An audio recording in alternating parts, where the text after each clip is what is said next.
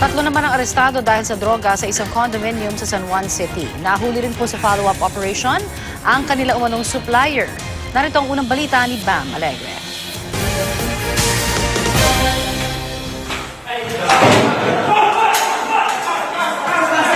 Sinalakay ng San Juan Police ang condominium unit na ito sa Santolan kagabi. Sa unit na ito kasi nanggaling ang messenger na una nilang nakatransaksyon sa isang buy-bust operation kagabi.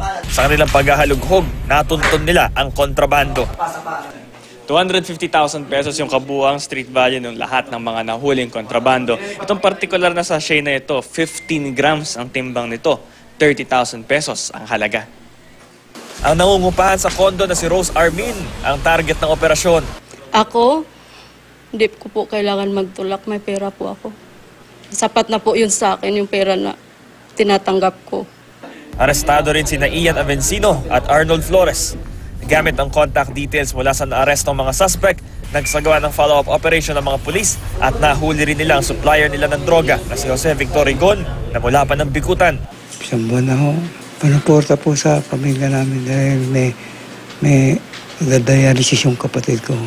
Mapapansin natin dahil sa ang San Juan City ay nataguri ang drug-cleared city o maraming barangay dito na itinalaga ng DILG na drug-cleared.